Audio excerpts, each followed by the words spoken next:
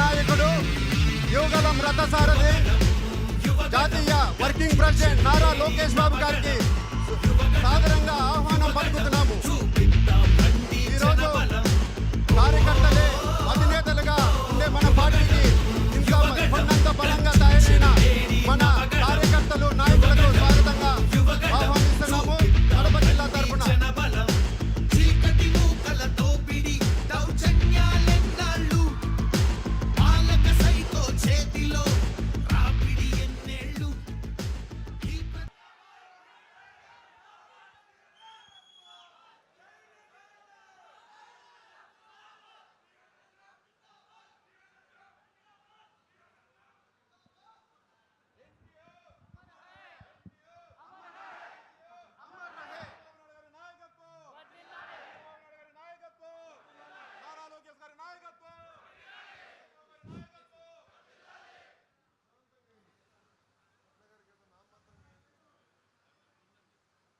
కడప నియోజకవర్గ క్యాడర్ మీటింగ్కు విచ్చేసిన మన యువనేత నారా లోకేష్ బాబు గారికి తెలుగుదేశం పార్టీ కడప జిల్లా తరపు నుంచి స్వాగతంగా ఆహ్వానిస్తూ, ఆ యువగలం పాదయాత్రలో ఏ విధంగా నిరుద్యోగ యువతకు ఉద్యోగ అవకాశాలు లేదంటే అగ్రికల్చర్ రైతాంగాన్ని ఏ విధంగా ముందుకు తీసుకొని పోవాలా, రాయలసీమలో మరీ ముఖ్యంగా నిరుద్యోగ ఉపాధి అవకాశాలు ఏ విధంగా చేయాలని చెప్పి పూర్తిగా కూలంకుషంగా పరిశీలించి ఈరోజు గవర్నమెంట్ ఏర్పడిన తర్వాత మన యువ నాయకుడు ఏ విధంగా కష్టపడుతున్నారో మనందరికీ తెలుసు. ఈరోజు పార్టీని ఒక సైడు క్యాడర్ని ఏ విధంగా బలోపేతం చేసుకోవాలనో, కార్యకర్తలకు అండగా ఉండాలని చెప్పి ఈరోజు మనకు సభ్యత్వాలు కూడా మన ఆంధ్ర రాష్ట్రంలో దాదాపు 1 కోటి సభ్యత్వాలు పూర్తి చేసుకున్నాం. ఈరోజు మన కార్యకర్తలకు అండగా ఉంటూ కార్యకర్తలకు ఏదైనా సంక్షేమం కానీ ఈరోజు 5 లక్షల మనకు ఇన్సూరెన్స్ పాలసీని ఇవ్వడం కానీ ఇటువంటి అన్ని కార్యక్రమాలు ఒక సైడు కార్యకర్తలను, ఒక సైడు మినిస్టర్గా పూర్తిగా మన వైజాగ్ నుంచి రాయలసీమ వరకు, రాయలసీమ నుంచి వైజాగ్ వరకు ఏ విధంగా ఒక సైడు మనకు ఫైటర్ జెట్లను తీసుకొని వచ్చే పరిశ్రమను తీసుకొని రావడం కానీ, లేకపోతే ఈరోజు గూగుల్ కానీ అదాని డేటా సెంటర్లు కానీ ఏ విధంగా పూర్తిగా ఉపాధి ఉద్యోగ అవకాశాలను ఆంధ్రప్రదేశ్ని భవిష్యత్తును తన చేతుల్లో తీసుకొని పూర్తిగా మన అందరి భవిష్యత్తు బాగుండాలని చెప్పి ఈరోజు మన యువగలంలో రథసారథిగా ఉన్న లోకేష్ బాబు గారు ఏ విధంగా కష్టపడ్డారో మనందరికీ తెలుసు. కాబట్టి ఈ కార్యక్రమానికి లోకేష్ బాబు గారు వచ్చినందుకు నిజంగా కడప జిల్లా తరఫున, కడప జిల్లా తెలుగుదేశం పార్టీ తరఫున సంతోషం వ్యక్తం చేస్తున్నాం. ఇప్పుడు మన కడప జిల్లా నియోజకవర్గ ఎమ్మెల్యే రెడ్డప్ప గారి మాధవిరెడ్డిని మాట్లాడాల్సిందిగా కోరుచున్నాను. అందరికీ నమస్కారం. ఈరోజు సార్వత్రిక ఎన్నికలు అయిపోయాక, ఘన విజయం సాధించినాక తెలుగుదేశం పార్టీ జాతీయ వర్కింగ్ ప్రెసిడెంట్గా ఎంపికై మొట్టమొదటిసారి కడప నియోజకవర్గ క్యాడర్ మీటింగ్కి వచ్చిన మన యువగలం సారథి, యువ నాయకులు, మంత్రివర్యులు, గౌరవనీయులైన నారా లోకేష్ గారికి కడప నియోజకవర్గ తెలుగుదేశం పార్టీ నాయకులు, కార్యకర్తల తరపున స్వాగత సుమాంజలి తెలియజేసుకుంటున్నాను. సమావేశానికి వచ్చిన అతిథులు, నాయకులకు, కార్యకర్తలకు స్వాగతం తెలియజేసుకుంటున్నాను. ధన్యవాదాలు కూడా తెలియజేసుకుంటున్నాను. మన నాయకుడు శ్రీ నారా చంద్రబాబు నాయుడు గారు నన్ను కడప ఎమ్మెల్యే అభ్యర్థిగా గుర్తించిన నాటికి ముందు 20 ఏండ్ల నుంచి తెలుగుదేశం పార్టీ అభ్యర్థి ఇక్కడ గెలవలేదు. దానివలన చాలా మంది కార్యకర్తలు నిస్పృహతో ఉండడం కానీ, నైరాస్యంతో ఉండడం కానీ, కొంతమంది పార్టీ మారడం కానీ, కొంతమందికి పార్టీ మీద అభిమానం ఉన్నా ఆ అభిమానాన్ని బయటికి చూపించేదానికి భయపడడం కానీ, అలాగనే కొంతమంది న్యూట్రల్గా సైలెంట్గా ఉండడం కానీ ఉన్న పరిస్థితిలో ఈ నియోజకవర్గంలోని సీనియర్ నాయకులను, అలాగనే కార్యకర్తలను సంయమనం చేసుకొని యువగలం పాదయాత్ర నుండి స్ఫూర్తి పొందిన యువతను భరోసా ఇస్తూ నింపుతూ మళ్ళీ కడపను మొట్టమొదటి మెట్టు నుంచి ఎక్కుకుంటా తన రాజకీయ చతురతతో వ్యూహరచనలు చేసి మనకు దిశానిర్దేశం చేసి మన గెలుపుకు కారణమైన మన వాసన్నకు కృతజ్ఞతలు తెలియజేసుకుంటున్నాను ఈ సందర్భంలో. 24 ఎన్నికలకు ముందు మన యువ నాయకులు శ్రీ నారా లోకేష్ గారు చేసిన పాదయాత్ర, మన అధినాయకులు శ్రీ నారా చంద్రబాబు నాయుడు గారు ఇచ్చిన స్ఫూర్తితో కార్యకర్తలు ఎంతో కష్టపడి తెలుగుదేశం పార్టీకి 135 మంది ఎమ్మెల్యేలను గెలిపించిన ఘనత అంటే అది మన కార్యకర్తలందరినీ తెలియజేసుకుంటా ఉన్నాను. తెలుగుదేశం పార్టీ విజయానికి మీరు 23లో చేసిన యువగలం పాదయాత్ర ఒక మంచి స్ఫూర్తినిచ్చింది. అలాగనే చంద్రబాబు నాయుడు గారి స్ఫూర్తితో వైకాపా పార్టీ ఎన్ని కేసులు పెట్టినా, ఎన్ని పోలీస్ దమకాయింపులు ఇచ్చినా, భయభ్రాంతులు చేసినా, ఏ రకమైన ప్రలోభాలకు లొంగకుండా కుల మతాలకు అతీతంగా వీరోచితంగా పోరాడి ఇక్కడ తెలుగుదేశం పార్టీని మొట్టమొదటి మహిళా ఎమ్మెల్యేని గెలిపించిన మీ అందరికీ చేతులెత్తి కృతజ్ఞతలు తెలియజేసుకుంటున్నాను. ఈ సందర్భంగా మనము చేసిన 9 నెలల క్యాంపెయినింగ్లో కొన్ని స్మృతులను మన లోకేష్ అన్న గారితో షేర్ చేసుకోదలుచుకున్నాను. మొట్టమొదటిసారి కాగితాల పెంటలో మొదలు పెట్టామన్నా చాలా మంది అన్నారు, వీళ్ళ వల్ల ఏమవుతుంది, 1 గంట తిరిగిపోతారు, వీళ్ళ చేత కాదని. అట్లాంటోళ్ళు ముక్కు మీద ఏలేసేటట్టు 10:30 వరకు కాగితాల పెంటలో క్యాంపెయినింగ్ చేసి వాళ్ళకే ఆశ్చర్యం, కడప నియోజకవర్గాన్ని ఆశ్చర్యం పొందినట్టు మన పిల్లలు మనతో పాటు నడిచినారు. వాళ్ళ స్ఫూర్తితోనే ఇది సాధ్యమైందని తెలియజేస్తున్నాను. మన యువ నాయకులు, యువత ఎక్కడే కానీ వెనుకడుగేయలేదు. అడుగడుగున అదే ఉత్సాహంతో, ఉద్వేగంతో ఒక పిక్నిక్ లాగా ఏ విధమైన అలుపు లేకుండా చక్కగా రోడ్ల మీద దొరికే రొట్టెలు తిన్నాము, ఇళ్ళల్లోకి పోతే జామకాయలు దొరికితే జామకాయలు కోసుకొని తిన్నాము. మనందరము ఒక పిక్నిక్ లాగా క్యాంపెయినింగ్ చేస్తాం. మీ అందరికీ గుర్తుందా? సుభాష్ చెప్పినాడు, అక్క రాత్రి 2 గంటలకి నా ఇంట్లో మీటర్ కట్ చేసినారక్క, నాకు కరెంటు లేకపోయినా పర్లేదు, నన్ను పార్టీ మారమని బలవంతం చేస్తున్నారు, మారే ప్రశ్నే లేదక్క అన్నాడు. సుభాష్ ఉన్నాడు ఇక్కడ. బూత్ క్యాప్చర్ చేస్తాం, 2 లక్షలు కొడితే బూత్ కొనేయచ్చు. ఏం చేసాం మనము? ఆ బూత్లోకి వచ్చున్న వైకాపా ఏజెంట్లకు అన్నాలు మనం పెట్టాం. వాళ్ళు వాలంటీర్లతో తిరిగినారు, మనము మన నికార్సైన క్యాంపెయినింగ్ టీంతో తిరిగినాం. సాఫ్ట్వేర్ ఇంజనీర్లు వర్క్ ఫ్రమ్ హోమ్ చేస్తూ మనతో పాటు ఈ విజయానికి కారకులైనారు. వారందరికీ ధన్యవాదాలు తెలియజేసుకుంటా ఉన్నాను.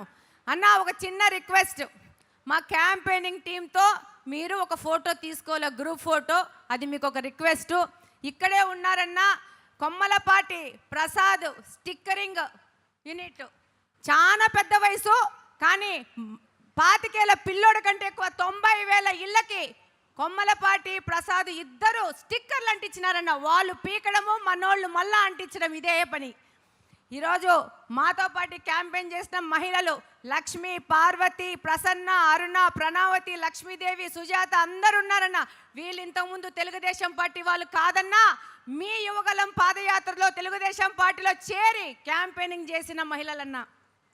మరొక ముఖ్యమైన విషయం మీకు తెలియజేసుకుంటున్నాను. ఈ సందర్భంగా మన అన్నగారు ఉన్నారు, రాబో కొద్ది కాలంలో కార్పొరేషన్ ఎన్నికలు వస్తున్నాయి. ఈ సందర్భంగా మీ అందరికీ తెలియజేసుకుంటున్నాను, 50 డివిజన్లు ఉన్న మన కార్పొరేషన్ 66 డివిజన్లు అవుతా ఉంది. ఈ పార్టీలో కష్టపడి పనిచేసిన సమర్థులైన నాయకులకు అవకాశాలు వస్తాయి. మనందరము కష్టపడి రేపు కార్పొరేషన్ కొట్టబోతున్నామా లేదా? కొట్టి మన యువ నాయకుడికి బహుమతిగా ఇవ్వబోతున్నామా లేదా? జాతీయ వర్కింగ్ ప్రెసిడెంట్గా ఎన్నికైన నారా లోకేష్ గారికి కడప కార్పొరేషన్ బహుమతి అవునా కదా? మనం ఇవ్వబోతున్నాం. అది ఖాయం. గట్టిగా చెప్పాలా? ఖాయం. కార్పొరేషన్ తెలుగుదేశం పార్టీ హస్తగతం అయిపోతుంది. అన్న, ఈరోజు అభివృద్ధి విషయానికి వస్తే కడప నియోజకవర్గం ముఖ్యంగా తాగునీటి, రోడ్లు మరియు డ్రైనేజీకి అత్యధిక ప్రాధాన్యత ఇస్తా పోతా ఉన్నాం. ఈరోజు 575 కోట్ల రూపాయలతో మాకు నీళ్లు లేవన్నా. ముఖ్యంగా కడప నియోజకవర్గంలో తిరిగి నేను తెలుసుకునేది ఏంటంటే, అత్యంత పాత నగరం కడప. ఎప్పుడో పుట్టింది 400 సంవత్సరాల క్రితము. కానీ మా కడపకు సరైన తాగనీకి మంచినీళ్ళు లేవు. బ్రహ్మసాగర్ నుంచి కడపకు గ్రావిటీ పైప్ లైన్ నిర్మాణం మీద మన ముఖ్యమంత్రి గారు మాకు అవకాశం ఇవ్వడం జరిగింది. దాని టెండర్ అవడం జరిగింది. ఇప్పుడు గ్రౌండ్ అవడం మాత్రమే మిగిలింది. ఈ కార్యక్రమము కడప నియోజకవర్గానికి నీళ్ళు ఇచ్చిన ఘనత మన ముఖ్యమంత్రి నారా చంద్రబాబు నాయుడు గారిది, మన యువనేత నారా లోకేష్ గారిది అని సందర్భంగా తెలియజేసుకుంటా ఉన్నాను. ఈ జిల్లా, ఈ ప్రాంతం నుంచి ముఖ్యమంత్రులు ఇద్దరు, ఊరి నుంచి డిప్యూటీ సీఎంలు ఏం చేశారంటే, కడపని ఆస్పిరేషనల్ డిస్ట్రిక్ట్ని ఆస్పిరేషనల్ కడప చేశారు. ఒక ఏజెన్సీ కంటే అధ్వానంగా కడపను పెట్టినారు. నాకు ఇక్కడ తిరిగినప్పుడన్నా ఎప్పుడే కానీ 23 ముందు నేను కడపలో పెద్ద తిరిగింది లేదు. క్యాంపెయినింగ్లోనే మొత్తం కడప మొత్తం తిరిగినాను 9 నెలలు. నాకే ఆశ్చర్యం వేసిందన్న, ఇంత అధ్వానంగా ఒక హెడ్ క్వార్టర్స్, ఇక్కడి నుంచి 2 ముఖ్యమంత్రులు అయ్యారు. హెడ్ క్వార్టర్స్ని ఇంత అధోగతిన నిర్లక్ష్యం చేసిన ఉంటుందా అనేది నాకే ఆశ్చర్యం కలిగింది. రోడ్లు లేవు, కాలువలు లేవు, నా ఇంటి నీళ్ళు నీ ఇంటి మీద, నీ ఇంటి నీళ్ళు నా ఇంటి మీద వస్తూ అధోగతి పాలైందన్న. దీన్నంతా మన ప్రభుత్వము చక్కబెట్టాల్సిన అవసరం ఉంది. ముఖ్యమంత్రి గారి దృష్టికి వెళ్ళి స్పెషల్ పర్మిషన్ మీద 69 కోట్ల రూపాయలతో మళ్ళా గ్రాంట్ తీసుకోవడం జరిగిందన్న. ఆ పనులు ఎగ్జిక్యూషన్లో ఉన్నాయి. దాంతోపాటు రవీంద్రనగరు ఈ పక్కన ఆ పక్కన ప్రజలు ఆశగా ఎదురు చూస్తున్న షామీరియాపేట్ బ్రిడ్జ్, లా కాలేజ్ బ్రిడ్జ్కి పర్మిషన్ తీసుకొని స్పెషల్ ఫండ్స్లో 20 కోట్ల రూపాయలు గ్రాంట్ చేయించుకోవడం జరిగిందన్న. వర్క్ గ్రౌండ్ అయింది, వర్క్ ప్రోగ్రెస్లో ఉందన్న. కడపలోని ప్రజలకు అభివృద్ధిని పరిచయం చేయాల్సిన అవసరం ఉందని సందర్భంగా తెలియజేసుకుంటున్నాను. అన్న, ఆస్పిరేషనల్ డిస్ట్రిక్ట్ అన్న, చాలా మంది పేదోళ్ళు ఉంటారన్న. ముఖ్యంగా కడప అత్యధిక జనాభా, దాదాపు మాకు ఓట్లే 2,87,000 అన్న. 144 ప్రభుత్వ కార్పొరేషన్ సంబంధించిన స్కూల్స్ ఉన్నాయన్న. నేను దాదాపు చాలా స్కూల్స్ని వెళ్ళడం జరిగిందన్న. బెంచ్లు, బాత్రూమ్లు, నీళ్ళు, కాంపౌండ్ వాల్స్ అన్న బేసిక్ అన్న. ఇవి బేసిక్. ఆడపిల్లలు బాత్రూమ్ పోతే వాళ్ళకి యూరినరీ ట్రాక్ట్ ఇన్ఫెక్షన్ వచ్చేకుండా చూడవలసిన బాధ్యత మనదన్న. అది బేసిక్ అన్న. మంచి ఆర్ఓ వాటర్ ఇవ్వాల్సిన బాధ్యత మనదన్న పిల్లోళ్ళకి. అలాగనే పిల్లోళ్ళు, ఆకతాయి పిల్లోళ్ళు ఎగిరి గోడలు దుంకి స్కూళ్ళల్లోంచి పోకుండా వాళ్ళని కట్టడి చేసి డిసిప్లిన్గా వాళ్ళని స్కూల్లో పెట్టి చదివించుకోవాల్సిన అవసరం ఉందన్న. ఇవన్నీ నేను మీ దృష్టికి తీసుకొని వస్తుందన్నా. కలెక్టరేట్ ముందే జూనియర్ కాలేజ్ ఉందన్న, కాంపౌండ్ వాళ్ళు లేదన్నా, పిల్లోళ్ళు వెళ్ళిపోతున్నారన్నా. దానికి తక్షణమే కాంపౌండ్ వాళ్ళకి శాంక్షన్ చేయాలని కోరుకుంటున్నానన్నా. ఇంకొక ముఖ్య విషయము, ఇది నా కోరిక, ఇది నా డ్రీమ్. మా కడపలో 4 చెరువులు ఉన్నాయన్న. 4 చెరువులు మా కడపలోని మురికి నీటిని తీసుకుపోయి పెట్టుకుంటున్నాయన్న. వాటిని సుందరీకరణ చేసి ఈ యొక్క 4 చెరువులు, పక్కిరిపల్లె చెరువు, బుడ్డాయిపల్లె చెరువు, పుట్లంపల్లె చెరువు, దేవుని కడప చెరువును సుందరీకరణ చేసి మనము నడిచి వాక్ చేసుకునే విధంగా మన మహిళలు ఆ పార్కు చుట్టూ వాక్ చేస్తూ వాళ్ళు ఆహ్లాదకరంగా ఆరోగ్యాలు పెంచుకునే విధంగా మన ప్రభుత్వం ద్వారా ఈ కడపకి ఒక ఫేస్ లిఫ్ట్ కావాలని నా కోరికన్నా. ఇది నా ఆధ్వర్యంలో జరగాలని చెప్పేసి మిమ్మల్ని కోరుకుంటున్నా. మీరు తప్పకుండా దీనికి శాంక్షన్ చేస్తారని పూర్తిగా నమ్ముతున్నానన్నా. థ్యాంక్ యూ అన్న, ఈ అవకాశం ఇచ్చినందుకు. ఈ యొక్క కడపలో మనం తల ఎత్తుకొని నిలబడుకొని తిరుగుతున్నామంటే అది మీ అందరి యొక్క కృషి అని మరొకసారి తెలియజేసుకుంటూ, జై తెలుగుదేశం, జై తెలుగుదేశం, జై తెలుగుదేశం. నారా లోకేష్ గారి నాయకత్వం వర్ధిల్లాలి, నారా లోకేష్ గారి నాయకత్వం వర్ధిల్లాలి గట్టిగా. మనందరి యువనేత నారా లోకేష్ బాబు గారిని మాట్లాడవలసిందిగా కోరుచున్నాను.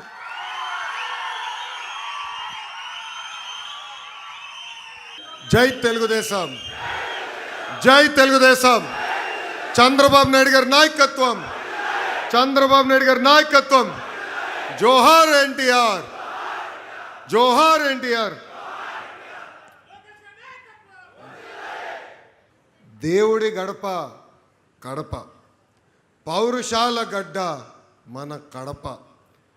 కడప ప్రజల ప్రేమే వేరు.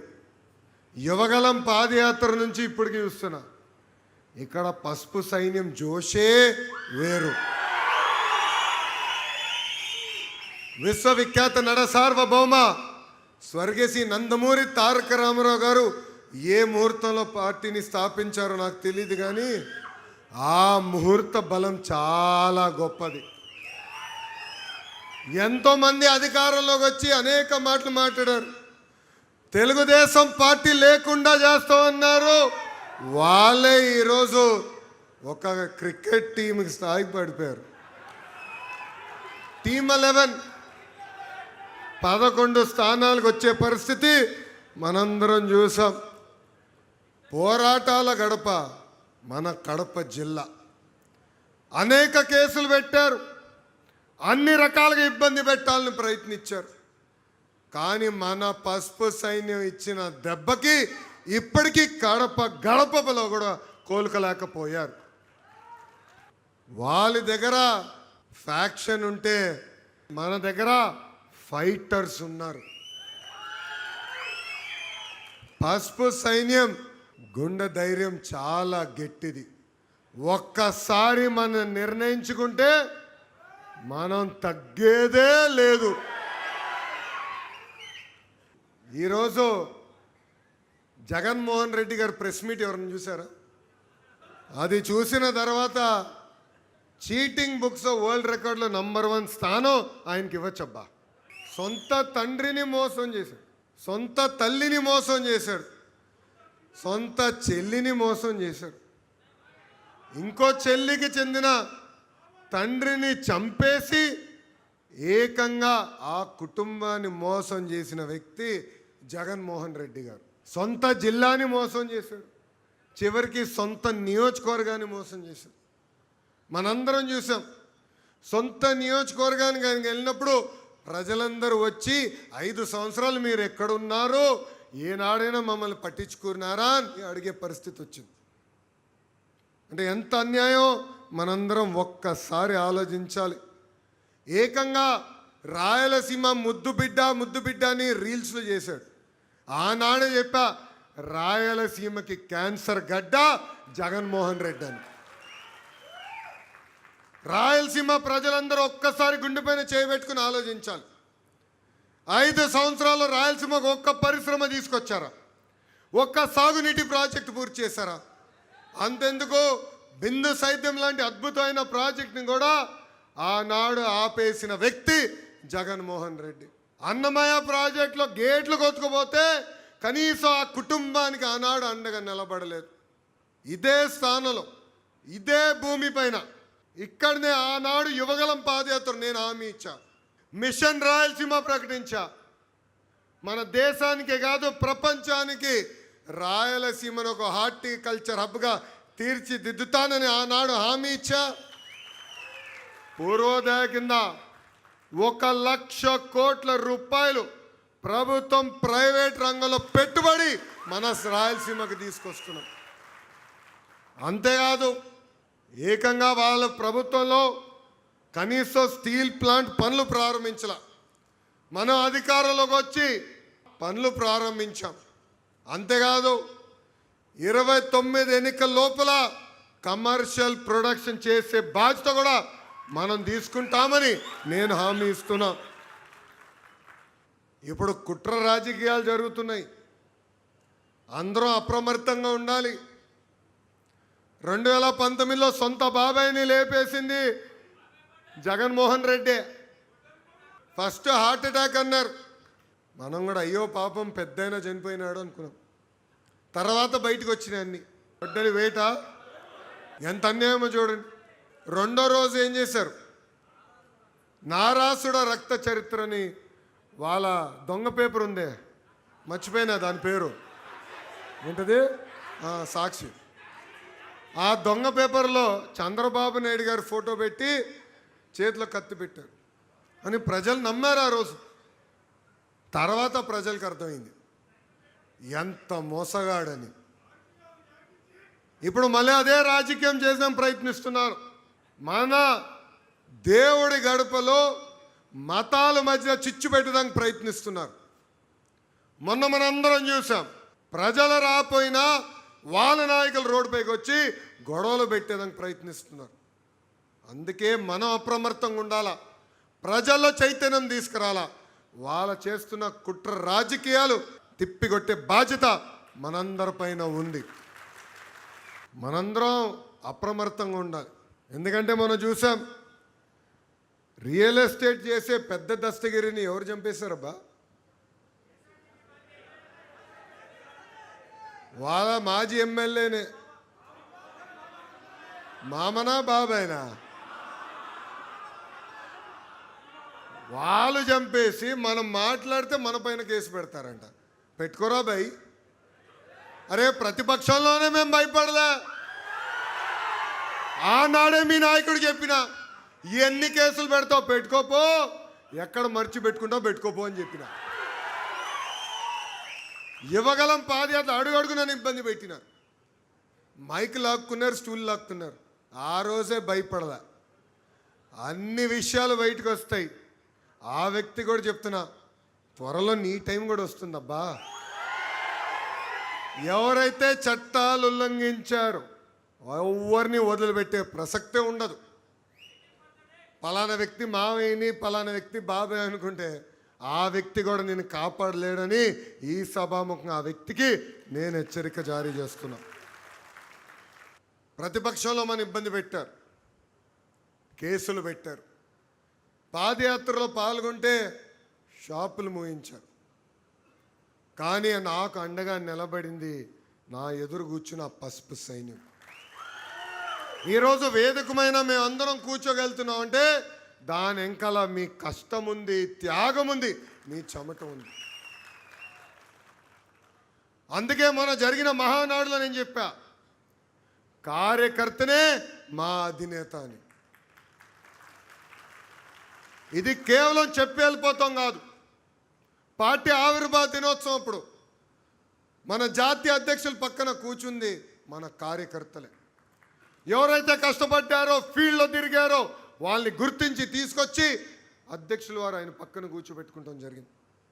అంతేకాదు మన జాతీయ అధ్యక్షుల వారు కానివ్వండి, నేను కానివ్వండి, ఏ నియోజకవర్గానికి ఒక ప్రభుత్వం కార్యక్రమంకి వెళ్తే తప్పనిసరిగా ప్రతి కార్యకర్తని పలకరించిన తర్వాతనే మేము తిరిగి అమరావతికి కూడా వెళ్తాం జరుగుతుంది.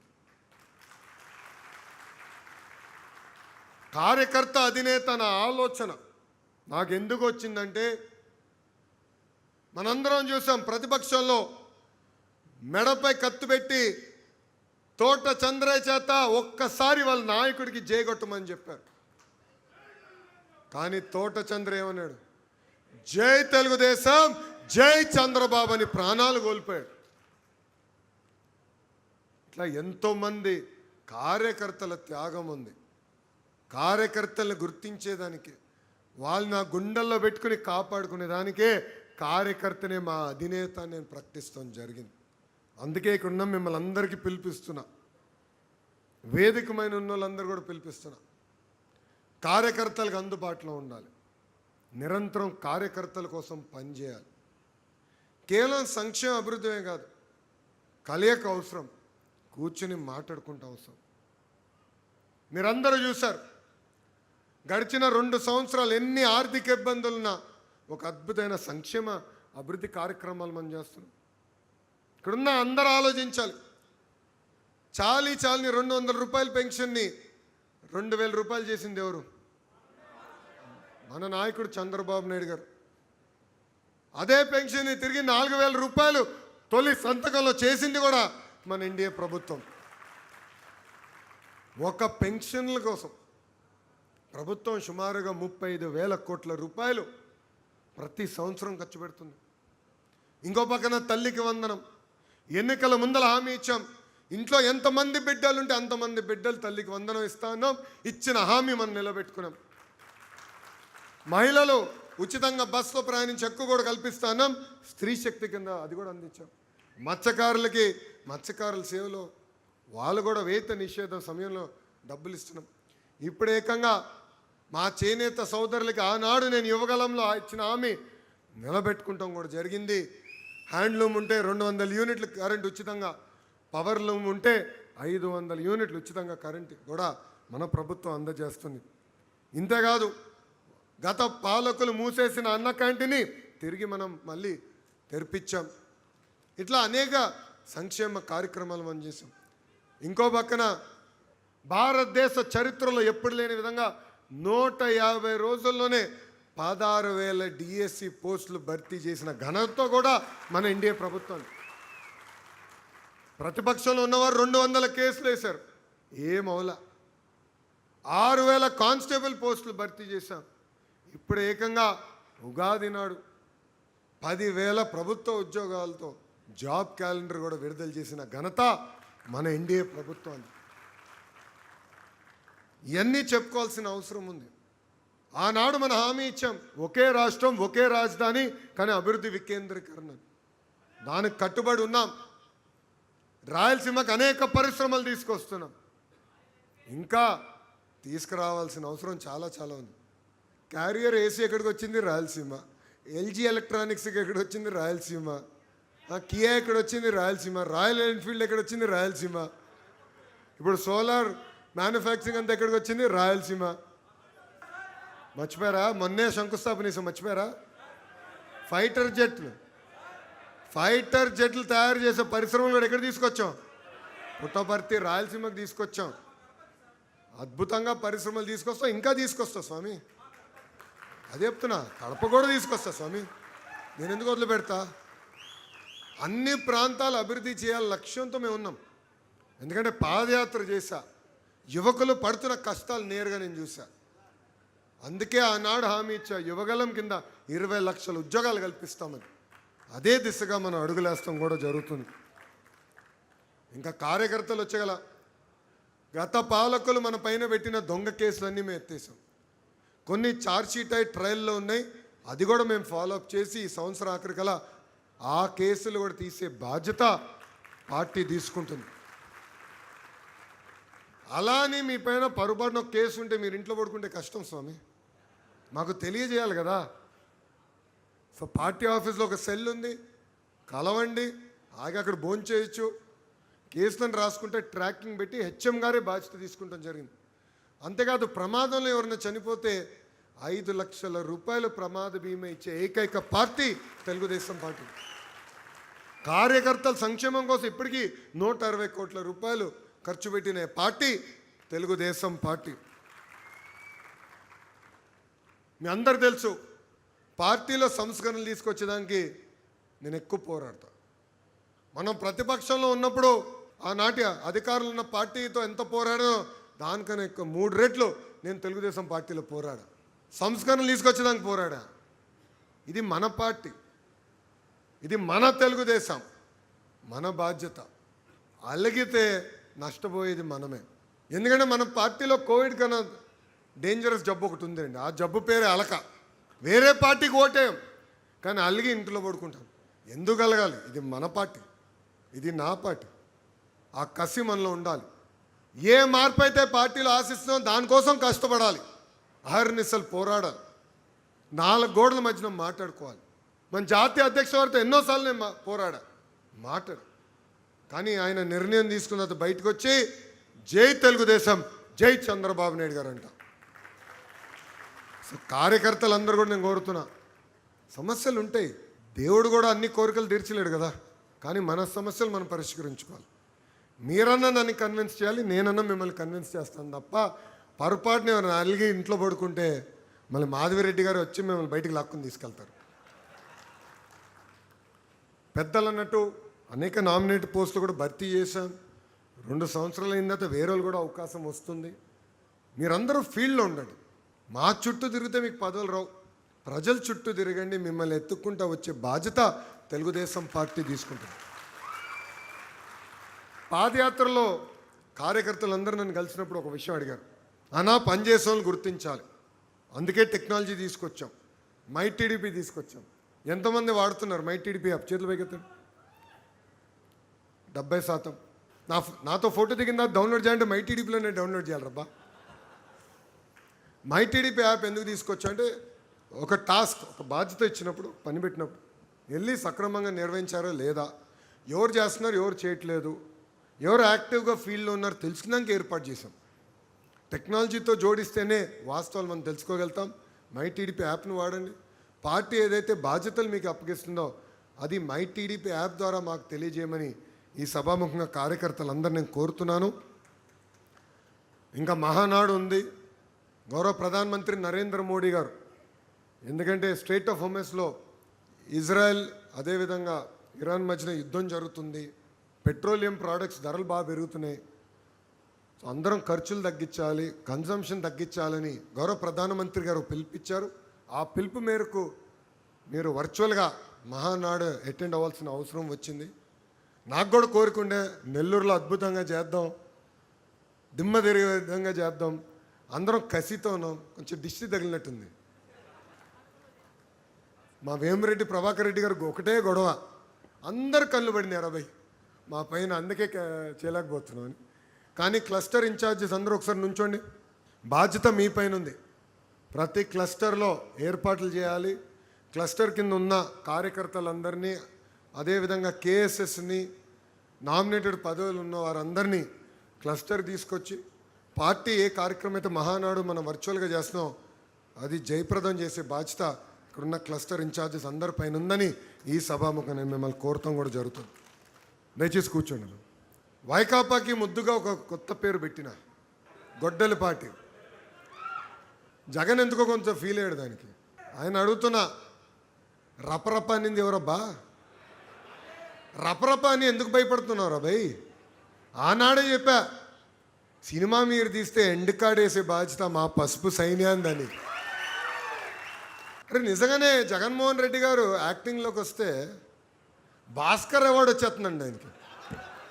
భాస్కర్ అవార్డు వచ్చేస్తుంది. ఎంత అద్భుతంగా నటిస్తాడంటే అసలు నాకే ఆశ్చర్యం వేస్తుంది. ఆ నటన చూస్తే నాకే ఆశ్చర్యం వేస్తుంది. ఎట్లుంటాడో మనం చూస్తున్నాం కదా. బయటేమో ముద్దలు పెడతాడు, లోపలేమో చిన్నాన్ని లేపేస్తాడు.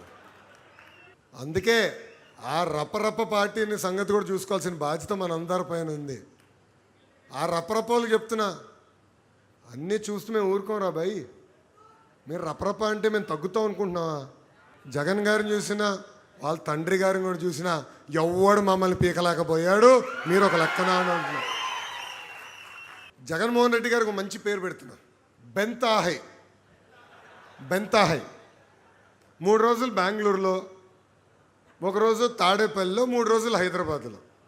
అందుకే ఆయన జగన్మోహన్ రెడ్డి అన్నది ఇప్పటి నుంచి బెంతాహై అన్న ముద్దుగా మీరు పిలవండి, బెంతాహై.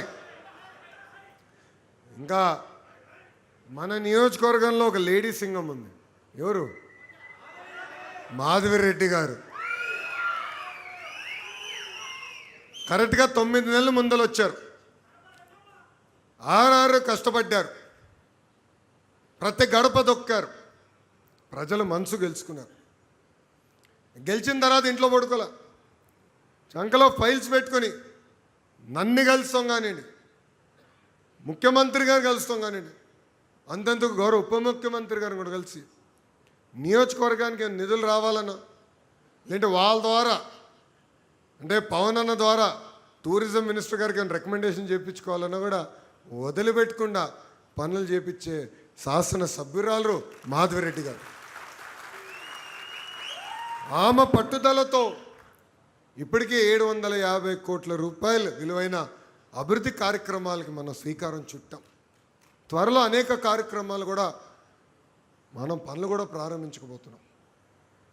అందుకే ఇక్కడున్న నాయకులు కార్యకర్తలందరికీ పిలిపిస్తున్నాం, గ్రూప్ రాజకీయాలు దూరంగా ఉండండి. పార్టీ అనేది శాశ్వతం, ఈ భూమిపైన వ్యక్తులు కాదు.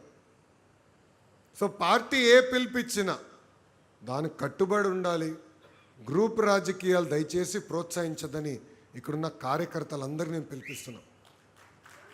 6 నిమిషాలు కష్టపడే ఎమ్మెల్యే గారు ఉన్నారు, మన గురించి ఆలోచించే ఎమ్మెల్యే గారు ఉన్నప్పుడు నిలబడాలి, ముందరికి నాయకత్వాన్ని నడిపించాలి. ఇక్కడున్న ప్రతి కార్యకర్త ఈ విషయం గుర్తుపెట్టుకోవాలని ఈ సభాముఖంగా కోరుతున్నాను. మేడం గారు కొన్ని కోరికలు కోరారు, నన్ను వదిలిపెట్టరు మేడం గారు.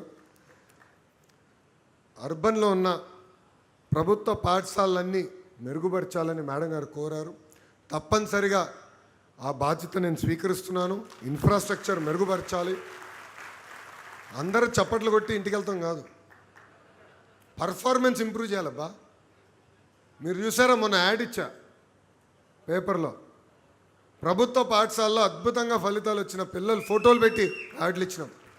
ఆంధ్ర రాష్ట్ర చరిత్రలో మొదటిసారి అది. కానీ నేను అక్కడితో సంతోషం పడలా. నిన్న మొత్తం డిఓలో ఏపీసీలతో నేను రివ్యూ చేశా. 78% పాస్ రేట్ వచ్చింది. అందరు టార్గెట్ ఇచ్చే కనీసం వచ్చే ఎగ్జామినేషన్లో 90% తీసుకెళ్లే బాధ్యత మనందరిపైన ఉంది. ప్రత్యేకంగా శాసన సభ్యురాలపైన ఉంది. సో మేడం గారు పిలిపిస్తున్న మౌలిక సదుపాయాలు కల్పించే బాధ్యత నాది, రిజల్ట్స్ చూపించే బాధ్యత మీది. రిజల్ట్స్ రాకపోతే మళ్ళీ తిరిగి నాకు చంద్రబాబు నాయుడు గారు నన్ను వదిలిపెట్టరు. సో అందుకే రిజల్ట్స్ తీసుకొచ్చే దిశగా పనిచేయాలి. చెరువులన్నీ కూడా ఆధునీకరణ చేయాలని కోరారు. చేయాల్సిన బాధ్యత ఉంది. ఎందుకంటే ఈరోజు చూస్తున్నాం చాలామంది ఆయిల్ ఫ్యాక్టరీలు అయిపోయారు. అబ్బా అంటే ఏంటది? కొలెస్ట్రాల్. అదేవిధంగా షుగర్ ఫ్యాక్టరీ అయ్యారు, డయాబెటీస్. ఇంకో పక్కన సాల్ట్ ఫ్యాక్టరీ, అబ్బా బీపీ. విచిత్రం ఏంటంటే గతంలో ఇదంతా ధనవంతులు జబ్బు అనేవాళ్ళం, కానీ ఇప్పుడు చూస్తే నిరుపేద కుటుంబాలు కూడా ఇవన్నీ వస్తున్నాయి. దానికి కారణం ఫిజికల్ యాక్టివిటీ లేకపోతాం. ఇది మా మంగళగిరి నియోజకవర్గంలో కూడా చూసా. అప్పుడు నేను వెళ్ళి మాడితే అందరు అన్నారు, పార్కులు ఎక్కడున్నాయి, నడిచేందుకు మాకు అవకాశం ఎక్కడుంది, మేము కుటుంబం పరంగా వెళ్ళి ఎక్కడ ఉండాలంటే పార్క్కి వెళ్ళాలంటే పిల్లలతో ఎక్కడుందో అది కల్పించండి అని నన్ను కోరారు. అందుకే మంగళగిరిలో సుమారుగా 43 పార్కులు, చెరువుల్ని ఆధునీకరణ చేయాలని లక్ష్యంతో నేను పనిచేస్తున్నాను. అన్నీ అవులా పనులు ప్రారంభించాం. కానీ ఆ విలువేంటో నాకు అర్థమైంది, ప్రజల కోరిక ఏంటో నాకు అర్థమైంది. తప్పనిసరిగా నారాయణ గారితో మాట్లాడి ఆ పనులు చేసే బాధ్యత నేను తీసుకుంటానని గౌరవ శాసనసభ్యురాలకి నేను హామీ ఇస్తాను జరుగుతుంది. అంతేకాకుండా కార్యకర్తలందరూ ఒక విషయం నేను ఆలోచించమంటున్నాను. ప్రభుత్వ కొనసాగింపు అనేది చాలా చాలా అవసరం అండి. ఈరోజు గుజరాత్ చూడండి ఎంత అభివృద్ధి చెందింది, ఒరిస్సా చూడండి ఎంత అభివృద్ధి చెందింది. 1995, 98, 99 అనుకుంటా ఒరిస్సాలో ఒకసారి తుఫాన్ వచ్చింది. మనం పంపించాల్సి వచ్చింది అధికారుల్ని, పోలీసుల్ని మనం పంపించి మొత్తం కరెంట్ రిస్టోర్ చేస్తాం జరిగింది. అలాంటిది ఈరోజు ఒరిస్సా ఎంత ముందరికి వెళ్ళిందో చూడండి. తలసరి ఆదాయంలో మనకన్నా ముందున్నారు. అంటే ప్రభుత్వ కొనసాగింపు అనేది చాలా చాలా అవసరం. ఇది దయచేసి అందరూ గుర్తుపెట్టుకోవాలి. అందుకే అలక్కకి ఫుల్ స్టాప్ పెట్టాడు. రండి మాడుకుందాం. ఈరోజు పార్టీ ఒక వ్యవస్థ, శాసనసభ్యురాలు ఉన్నారు, పార్లమెంట్ పార్టీ అధ్యక్షులు ఉన్నారు, మా జోనల్ కోఆర్డినేటర్ కొత్తగా వచ్చారు. ఆయన సీనియర్, గతంలో ఉత్తరాంధ్రలో అద్భుతంగా మనందరం గెలిపించిన వారు. శ్రీనివాస్ అన్న వచ్చారు, సవితమ్మ గారు కూడా ఉన్నారు, ఇన్ఛార్జ్ మార్చిలుగా మేడం గారు కూడా ఉన్నారు. సో అందరం ఉన్నాం, మన సమస్యలు పరిష్కరించేదనుకున్నాం. కానీ ఒక విషయం గుర్తుపెట్టుకోండి, కేవలం అభివృద్ధి చేసినాం, సంక్షేమం చేస్తే ఎన్నికలు గెలుస్తాం అనుకుంటే చాలా పొరపాటు. సంక్షేమ అభివృద్ధి అనేది ఒక పాస్పోర్ట్. అంటే ఆ ఊర్లో వెళ్ళేదానికి పాస్పోర్ట్ రవి. ఆ ఊరిలోకి వెళ్ళి మానవ సంబంధాలు పెంచుకోవాలి, హ్యూమన్ రిలేషన్షిప్స్ పెంచుకోవాలి. పలకరింపు చాలా అవసరం. భుజమైన చెయ్యేసి ఎలా ఉన్నావు పెద్ద అయినా, తాత, చిన్నమ్మ అంటే చాలా మార్పు వస్తుంది. నేను నా జీవితంలో చూసా. గౌరవ ప్రధానమంత్రి గారు నన్ను ఇంటికి పిలవాల్సిన అవసరం లేదు. ఆయన వెళ్తూ మొదటిసారి కలిసినప్పుడు, అరే ఇంటికి రారా అన్నారు. నేను అనుకున్నా ఏదో అంటారులే భయ్య ఆయనకి ఎందుకలా. గుర్తుపెట్టుకుని మళ్ళీ 2 సార్లు అన్నారు, ఏంట్రా పిలిస్తే ఇంటికి రావా అన్నారు. అప్పుడు తెలుసుకున్నా మానవ సంబంధాల పవర్ ఏంటో. అంటే ప్రధానమంత్రి గారు అంత టైం పెట్టి సంబంధాలు పెంచుకుంటున్నారంటే ఇంకా మనందరం ఎంత కష్టపడాలండి. గ్రామ స్థాయిలో ఎలాంటి సంబంధాలు పెంచుకోవాలి. దయచేసి ఇక్కడ ఉన్న కార్యకర్తలు గుర్తుపెట్టుకోండి, వేదికమైన నాయకులు గమనించాలని కోరుతున్నాం. మీరు చూశారు మొన్న జరిగిన బడ్జెట్ సమావేశంలో 13 రోజులు, ప్రతిరోజు 2 పార్లమెంట్లో ఉన్న శాసనసభ్యులు, సభ్యురాలు వాళ్ళ కుటుంబంతో ఎంపీ గారు ఉంటే ఎంపీ గారి కుటుంబంతో సుమారుగా 60 మంది కూర్చుని రాజకీయాలు మాట్లాడాల, రూల్ పెట్టుకున్నా, నో పాలిటిక్స్, సరదాగా మాడం. సో మానవ సంబంధాలు అనేది చాలా చాలా అవసరం అండి. దయచేసి ఇది గుర్తుపెట్టుకోవాలి. కార్యకర్తలు మనందరం కూడా ఒకటి విషయం, భూమిపైన ఉండాలి. అధికారం వచ్చిందని కాళ్ళు ఎగరేసుకుని తిరిగితే 151 అయింది. అది గుర్తుపెట్టుకోండి. ప్రజలు ప్రతిదీ గమనిస్తున్నారు, ప్రజలు ప్రతి విషయం చూస్తున్నారు. పని చేయగలుగుతాం, చేయలేకపోవచ్చు. నేను చెప్పినట్టు దేవుడు కూడా అన్ని కోరికలు తీర్చలేడు. కానీ మనమంతా ప్రయత్నిద్దాం, పలకరింపుతో ముందరికి వెళ్దాం. ఇది చాలా చాలా అవసరం ఉంటుందని కార్యకర్తలందరూ నేను పిలిపిస్తూ కలిసికట్టుగా పనిచేద్దాం. మళ్ళీ 2029లో ఎన్డీఏని గెలిపించే బాధ్యత మనందరం తీసుకోవాలని ఈ సభాముఖంగా కోరుతున్నాం. ఈ కుట్ర రాజకీయాల గురించి చెప్పాను. మనం చూసాం ఒక సో కాల్డ్ జర్నలిస్ట్ ఎలా మాట్లాడారు, ఎంత అన్యాయంగా మాట్లాడారు. అక్కడతో ఆగరు. ఇప్పుడు ఏం చేస్తారంటే జనసేన ముసుగులో ఫేస్బుక్, ఇన్స్టాగ్రామ్ పేజీలు ఓపెన్ చేసి మన్ని తిడతారు. టీడీపీ ముసుగులో ఓపెన్ చేసి వాళ్ళని తిడతారు. మళ్ళీ బీజేపీ ముసుగులో ఓపెన్ చేసి 2 పార్టీలను తిడతారు. అంటే మన మధ్య చిచ్చు పెట్టడానికి ప్రయత్నిస్తున్నారు. వాళ్ళు చిచ్చు పెట్టినంత మాత్రాన ఏదో అవుతుంది అనుకోదు. కానీ అప్రమత్తంగా ఉండాలి, ప్రతిదీ చూడాలి, గమనించాలి. అంతేగాని ఓవర్ కాన్ఫిడెన్స్తో పనిచేస్తే మనం మళ్ళీ ఓటమి చెందుతాం. 2014-19 అద్భుతంగా సంక్షేమ అభివృద్ధి చేసినాం. కానీ చేసిన పని చెప్పుకోలేకపోయాం. మీరు కూడా కోరారు, నాతో పాదయాత్ర చేసినప్పుడు అన్నారు, అన్న అధికారంలోకి వచ్చిన తర్వాత కూడా ఇట్లనే మాట్లాడాలి, ఇట్లనే కలవాలని. ఆనాడు హామీ ఇచ్చిన, కలుస్తాను. నేనే కాదు, అధ్యక్షుల వారు కూడా కోరుతా, ఆయన కూడా కలుస్తారని. చంద్రబాబు నాయుడు గారు కూడా ఈరోజు ఏ నియోజకవర్గంకి వెళ్ళినా 1200 మంది ఉండండి, 1500 మంది ఉండండి, 2000 మంది ఉండండి, ప్రతి కార్యకర్తతో ఫోటో దిగిన తర్వాతనే ఆయన తిరిగి వస్తున్నారు అమరావతికి. సో మేమెంత కష్టపడుతున్నాం. మేము కార్యకర్తలు కలవాలని తాపత్రయం ఎంత ఉన్నప్పుడు మీరెంత ఉండాలి, మీరెంత ఉండాలి, క్లస్టర్ ఇన్ఛార్జీలు ఎంత ఉండాలి, యూనిట్ లెవెల్తో ఎంత ఉండాలి, బూత్లో ఉన్న వాళ్ళు ఎంత కష్టపడాలి. దయచేసి ఇది గమనించండి, ఇది గుర్తుపెట్టుకోండి అని ఈ సభాముఖంగా నేను మిమ్మల్ని అందరూ కోరుకుంటూ, నాకింత అద్భుతమైన అవకాశం ఇచ్చిన ఈ పసుపు సైన్యానికి నా హృదయపూర్వక ధన్యవాదాలు తెలియజేసుకుంటున్నా. ఎందుకంటే జాతీయ వర్కింగ్ ప్రెసిడెంట్గా నాకు మీరే అవకాశం ఇచ్చారు. బాధ్యత పెరిగిందా, బరువు పెరిగిందా తెలియట్లేదబ్బా. ఎందుకంటే పదవి ఏనాడు నేను కోరిన వాడిని కాదు. మీకు తెలుసు, పదవి ఉన్నా లేకపోయినా పని చేసుకుంటూ వెళ్ళేవాడిని. ఎవరికి ఎక్కడ సమస్య ఉన్నా పని చేసుకుంటూ వెళ్తున్న వాడిని. కానీ ఇప్పుడు ఆ పదవి ఇచ్చారంటే బాధ్యత పెరిగింది అనుకుంటున్నా. ఇంకా పని చేయాలి, 18 గంటలకు పని చేస్తే సరిపోతులే, 20 గంటలు పని చేయాలి ఈడని చంద్రబాబు నాయుడు గారు నిర్ణయించుకున్నట్టున్నారు. సో 75 సంవత్సరాల వయసులో ఆయన అంత పని చేస్తే మనం ఎంత పని చేయాలని ఆలోచించాలి. పని చేస్తా, మీకు అందుబాటులో ఉంటా, కలిసికట్టుగా పార్టీని మనం నడిపించుకుంటూ వెళ్ళాలి. ఇది కేవలం ఒక్క వ్యక్తి వల్ల అవదు. మనందరూ ఒక కుటుంబం, ఒక సైన్యం లాంటి వాళ్ళం. సో మీరన్నా నన్ను కన్విన్స్ చేయండి, నేనన్నా మిమ్మల్ని కన్విన్స్ చేస్తాను. అంతేగాని ఒకే నినాదం పైన ఉండాలి, అది జై తెలుగుదేశం అని ఈ సభాముఖంగా మిమ్మల్ని అందరినీ కోరుకుంటూ, నాకింత అద్భుతమైన అవకాశం ఇచ్చిన మీ అందరికీ పేరు పేరున నా హృదయపూర్వక ధన్యవాదాలు తెలుపుకుంటూ మీ అందరి దగ్గర నుంచి సెలవు తీసుకుంటున్నాను. జై తెలుగుదేశం, జై తెలుగుదేశం. చంద్రబాబు నాయుడు గారి నాయకత్వం, చంద్రబాబు నాయుడు గారి నాయకత్వం.